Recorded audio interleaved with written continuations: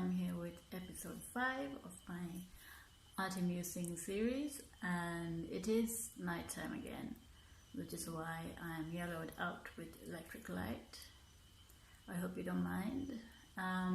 As you can see, I'm also slightly dressed up, and I used to do this quite often. I used to love dressing up as one of my fairies, and today I realized actually I miss doing this, and I hope I can do this more often, and maybe the videos will prompt me to do so. And the reason I chose to be somewhat like one of my fairies is that I wanted to talk about how art correlates with life. And I know I have discussed this before, or at least parts of it in other videos, but I wanted to touch upon it again, and I think I will continue to do so every time I have any insight I would like to share with you guys. And there is a lot to this topic of art and life relating to each other. So another aspect of it is something that painting taught me while I was working, and it's to do with learning to let go. And you may ask what it means to let go with painting. What is it exactly? It's a very abstract term, and I think it can mean different things to different people, but in general it means, well, it's not really letting go of the brush, but it's learning to let go of your control of the situation and learning to trust the painting process, learning to trust that it'll take you on a journey that's worth going, and that you don't have to be scared, because even though you don't know all the steps, you don't know the entire pathway that you're going to take to get to the end painting or the end experience, it's a journey worth taking, and it's a journey worth discovering. And with painting, that journey is usually a mix between technique. You can discover new technique while you are allowing the painting to teach you, while you go on that said journey. You can also learn so much about yourself, because the painting acts like a mirror and you get to reflect on yourself. And the other things that are also enhanced are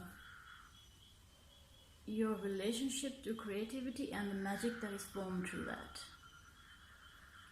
And it's an interesting experience when you first learn to let go, and you realize if you just trust that you don't need to know every step of the way, you just need to know where to put your first step, in which direction, that automatically the next step will really reveal itself to you. And you don't have to know the entire journey, actually. And it's something that's taken me a long time to learn, because as a child I used to be quite a control freak. I used to love being organized, and all my plans were detailed. And this was the same with, sorry if the camera is shaking, my cat Lily is here. This was the same with painting for me. I used to sketch very detailed drawings, and then I used to try to copy that onto the canvas. And as I stuck to painting, I learned over time that I didn't need to know all the details ahead of time. I just needed the basic composition, the basic idea, and then if I left enough room for the painting to have enough say, the rest of the details would manifest anyhow, and in much more beautiful ways than I could have imagined on my own before I had even begun the painting. And I find that this is similar in, that is Lily.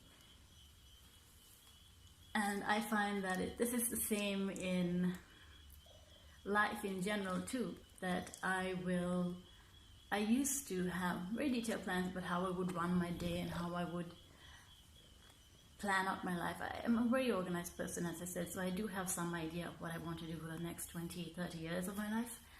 But whereas before I used to have it almost in a detailed way, to the point where it was almost like I didn't have any space to explore anything unknown. I have now come to realize, like a painting, if I know where I want to go as a rough idea, basically the composition of my life will then fill in the details for me. And it's been quite a revelation for me because I have learned to enjoy life more. I'm less stressed. I don't worry so much. I enjoy discovering every aspect of life. But at the same time, I have my say in the story because, like I said, I already have a basic composition that I hand to life, like the composition that I hand to the painting. And then life will take that and enhance it or expand it or change it if necessary. And I have learned to let go or trust the process, that at the end of it I will also find whatever it is that I want to find, but at the same time I will discover things that I never knew I could discover. So it's been something that has definitely helped change me almost 180 degrees, I would say. Not completely, because I do love being organized, I still am, and I use that to my benefit in the rest of my life so that I can continue to paint undisturbed. I'm very disciplined that way.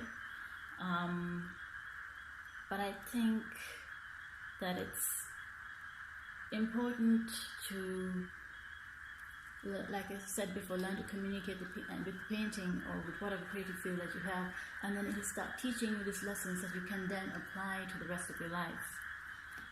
And just to give you an example of what I mean by my sketches being just a basic composition now, right behind me you can see Ardhanarishwar. I mean, there's a glare on it right now so you can't see it in great detail, but I do have a blog post where I describe the symbols in that painting and I describe what that painting means to me and what I'm trying to say, and that is on my website, indranidevidas.com.